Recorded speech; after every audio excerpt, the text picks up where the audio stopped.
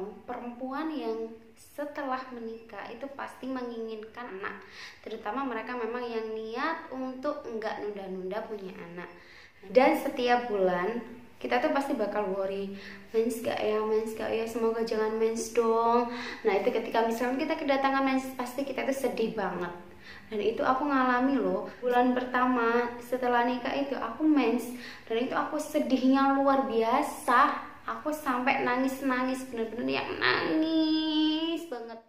Pasti banyak dari kalian yang juga ngalamin kayak gitu, gimana setiap bulan kita worry, terus ketika kita kedatangan mens kita nangis lagi kayak gitu. 7 bulan berikutnya ya, jadi waktu mau mens itu aku telat nih, udah waktunya mens tapi belum mens gitu kan. Akhirnya aku tunggulah sampai 7 hari telat itu. Nah, kemudian aku memberanikan diri untuk beli test pack lagi. Ya maklumlah teman-teman, setelah beberapa kali kita test pack terus hasilnya cuman garis 1 atau negatif, itu kita tuh jadi kayak ada lah ya perasaan trauma, meskipun ini baru beberapa bulan aja. Setelah test pack itu kita gunakan, itu kok bener-bener deg-deg banget. Terus kemudian kita tuh nggak mau langsung lihat, dan aku tuh nggak mau langsung lihat, aku merem sambil aku ngehitung, kalau nggak salah itu sekitar 30 detik kok itu. Nah akhirnya setelah 30 detik aku buka mata aku, dan ternyata itu teman-teman garis 2. Dan itu aku bahagia banget, bahagianya terharu sampai bahagia itu sampai nangis gitu loh. Ya Allah, alhamdulillah akhirnya aku hamil. Dan saat itu aku langsung browsing, mungkin saking senengnya jadi browsing untuk nyari pengalaman yang sama, gimana ketika mereka mendapati test pack mereka itu positif gitu. Nah itu banyak dari mereka yang kemudian langsung ke dokter kandungan untuk ngecek, lebih memastikan lagi lah, untuk meyakinkan diri. Nah itu pun aku juga pergi ke dokter kandungan. Ya awalnya aku senyum-senyum dong, senang, ya Allah pengen lihat itu gimana ini dalam rahim aku. Nah itu dokter kandungannya kan meriksa tuh pakai alat USG itu. Nah itu dilihat sama dokternya, kemudian dokter bilang ini nggak ada tanda-tanda kehamilan, yang ada malah kista di kiri kanan. Itu langsung deg, aku udah nggak tahu gimana lagi perasaannya, gimana sih ketika kita dikasih tahu itu, kita berangkat ke situ pengen lihat calon janin kita, tapi malah dibilang nggak ada tanda-tanda kehamilan, malah kista di rahim kiri dan kanan. Astagfirullahaladzim, bener-bener kayak hancur, udah langsung lemas. Tapi terus kemudian setelah diperiksa itu, dokternya kan ini mempersilahkan kita duduk kan, terus kita ngobrol sebentar. Nah dokternya itu menyampaikan lagi statement bahwa saat ini belum terlihat ada tanda-tanda kehamilan, jangan terlalu khawatir, nanti kalau memang kamu hamil ini kistanya hilang-hilang sendiri kok, kayak gitu. Dan itu menenangkan. Nah kista itu kan sangat bagi kepala kita, waduh ada kista di situ, ya Allah, itu kan sangat ngeri gitu loh. Dari situ aku perasaan campur aduk, tapi aku tetap berusaha untuk mikir positif. Oke. Dan aku naruh di kepala aku bahwa aku hamil. Dan akhirnya aku lama-kelamaan bisa ngebawa pikiran aku untuk se-happy itu menganggap diriku hamil, kayak gitu ya teman-teman. Dan saat itu pun juga aku sama sekali nggak berani untuk USG lagi. Nah setelah berjalannya waktu, yang namanya apalagi di orang Jawa ya, budaya lain aku nggak ngerti ada apa enggak ini, jadi ada tingkepan gitu ya, tingkepan 4 bulan, dimana kita mempercayai bahwa ketika 4 bulan itu diturunkannya roh pada janin. Oke. Nah itu kemudian teman-teman, setelah adanya tingkepan ya kan, terus aku kemudian memberanikan diri untuk USG yang kedua kali. Di USG yang kedua ini teman-teman, sebenarnya masih deg-deg, takut, ada perasaan trauma, iya gitu kan. Tapi terus kemudian aku sambil berzikir. Jadi ya Allah teman-teman, itu kita itu mantengin layar, itu nunggu itu benar-benar deg deg deg deg deg deg deg banget. Terus kemudian ditonton kan, nah itu dokternya itu bilang gini, nah ini kepala bayinya muter-muter.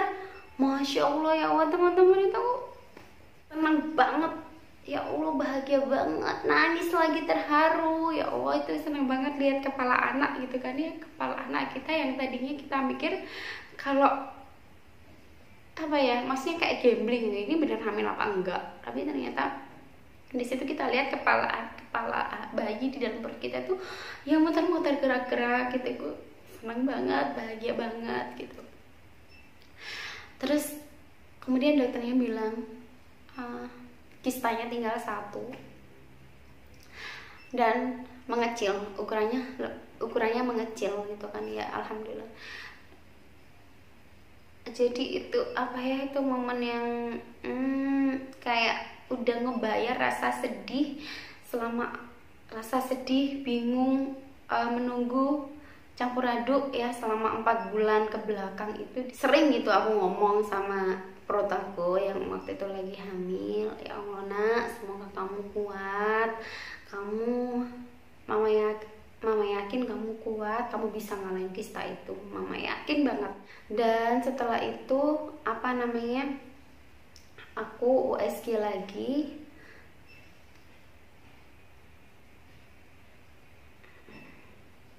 Dan aku USG lagi itu kalau nggak salah di bulan ke-6. Terus kemudian dikasih tahu kalau jenis kelaminnya itu laki-laki. Alhamdulillah banget. Dan alhamdulillahnya juga. Dan saat itu seingatku ya teman-teman, ini aku agak lupa, tapi kista itu udah nggak kelihatan. Nggak tahu itu mengecil apa emang udah hilang, apakah ketutupan sama janin, apakah ketutupan sama bayi aku waktu itu. Aku nggak tahu, aku mah positive thinking aja, aku fokus ke bayi aku sehat, bayi aku kuat, pasti kita bisa melalui ini semua dengan baik gitu. Aku USG yang keempat kalinya itu saat usia kandungan aku 8 bulan, dan itu di dokter lain, bukan di dokter yang pertama. Nah kalau dokter pertama kan namanya dokter Haris ya, kliniknya di daerah Sarirogo. Kenapa aku pindah? Karena dokter Haris ini kliniknya itu enggak melayani untuk proses lahiran. Jadi beliaunya ini membuka klinik itu memang khusus untuk periksa kandungan aja kayak gitu. Nah ini aku pindah di dokter kandungan lain, di mana dokter itu bekerja di sebuah rumah sakit yang aku kepingin di situ gitu loh, karena ada bude aku yang sebelumnya lahiran di situ tapi sesar gitu kan. Nah terus kemudian saat di situ dokternya itu langsung ini, kesan pertama saat ketemu aku, beliau tanya, itu kandungannya usia berapa? Aku jawab dong usia 8 bulan. Beliau langsung jawab, masa 8 bulan? Kok kecil banget kalau ada 8 bulan? Kayak gitu. Itu langsung adalah perasaan feeling gak enak gitu. Kok gitu ya ngomongnya? Kita kan orang awam gitu loh. Terus kemudian diperiksa di USG, beliau bilang, ini air ketubanya keruh, ini sudah keruh. Jadi ini harus segera dilahirkan. Dalam 3 hari besok kamu harus segera diinduksi. Kalau setelah diinduksi tidak juga melahirkan, harus disesar. Kasihan bayinya, membahayakan bayinya kayak gitu kan. Dari situ teman-teman, hati aku hancur lagi. Bener-bener yang khawatir banget, sedih banget. Udah perasaan nggak karu-karuan lah ya, dapat kabar kayak gitu. Jadi aku stres parah karena selain mengkhawatirkan kondisi anakku dalam kandungan, aku kan takut ya, takut nggak nututi lah, takut pikiran tuh kemana-mana, takut dia nanti nggak ada dan sebagainya. Terus yang kedua juga aku sebenarnya nggak siap sesar ya kan, tapi kemudian setelah dapat kabar kayak gitu, ya udahlah, udah pokoknya dilahirin aja, pokoknya anakku selamat, udah nggak apa-apa sesar kayak gitu kan. Itu aku 3 hari stres parah. Kenapa 3 hari? Karena aku menunggu ini jadwal di dokter Haris untuk buka layanan lagi gitu kan, karena beliau 1 minggu cuma 2 kali bukanya. Nah dalam 3 hari ini aku yang namanya nangis-nangis nggak karuan, sedih, marah, semuanya jadi satu, khawatir, semuanya sangat mengkhawatirkan anakku gitu loh. Dan kayak sugestiku itu kayak apa ya, mungkin karena negatif, jadi kok dia nggak nendang-nendang ya, kok nggak gerak-gerak, itu perasaan itu ada, you know.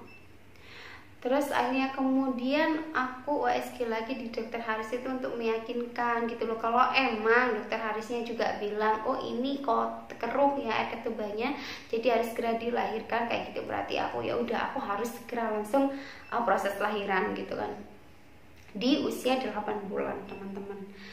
Nah kemudian di dokter Haris, di USG, aku ceritain dong apa yang aku dapat dari dokter sebelumnya. Respon beliaunya itu bilang gini, kok lucu ya, beliau bisa bilang air ketuban keruh, padahal kita itu nggak bisa tahu air ketuban ini bisa keruh atau jernih dari alat USG aja gitu loh kan. Dan itu kemudian aku langsung kayak dapat angin segar gitu teman-teman, ya Allah. Terus dokternya bilang, ini selagi ketubannya masih ada, ini kan ketubannya masih ada nih, jadi ini masih sehat-sehat saja, ini nggak apa-apa. Yang membahayakan itu kalau ketubannya kering kayak gitu. Sekali lagi kita nggak bisa melihat air ketuban ini keruh atau enggaknya hanya dengan USG tuji saat itu. Itu alhamdulillah banget, itu bahagia banget. Terus beliau menambahkan, udah insya Allah tenang aja, ditunggu aja, insya Allah ini sehat. Nanti kalau udah waktunya lahiran kok, yang penting positive thinking aja. Karena saya juga punya pasien ya, jadi dia 9 bulan 10 bulan enggak melahirkan, dan tapi beliaunya positif thinking bahwa dia bisa melahirkan normal, anaknya sehat-sehat saja. Akhirnya dia melahirkan anaknya di usia kandungan ke-12 bulan. Dan itu alhamdulillah sehat semuanya. Kayak gitu teman-teman. Sebegitu berperannya masukan-masukan positif, terus kita masukkan ke pikiran kita positif, itu benar-benar berpengaruh banget gitu teman-teman. Jadi dari situ aku bahagia banget, aku siap untuk menyambut kedatangan bayi aku, dan insya Allah secara normal. Aku juga bilang kan ke dokternya, terus nanti kira-kira saya bisa normal nggak ya dokter? Bisa, yakin bisa. Semua wanita itu bisa melahirkan normal, udah insya Allah kuat, bisa kayak gitu. Dan ya alhamdulillah, kemudian setelah pulang dari situ aku bisa menjalani hari-hari aku, menikmati kandungan aku sampai akhirnya tibalah waktunya melahirkan. Dan itu sekitar 9 bulan lewat 2 minggu itu aku lahiran anakku. Dan apakah aku bisa lahiran normal? Dengan sejarah yang di awal USG itu aku punya kista, dan ternyata alhamdulillah aku bisa lahiran normal. Gimana sih prosesnya aku bisa lahiran normal? Suka dukanya apa? Kita jumpa di video selanjutnya. Oke, thank you very much for watching. Thank you very much for listening my Subscribe. Oke, terima kasih ya. Semoga sharing ini bermanfaat buat teman-teman. Diambil yang positif-positifnya aja. Kalau ada negatifnya, dimohon untuk dibuang. Oke, dadah. Assalamualaikum warahmatullahi wabarakatuh.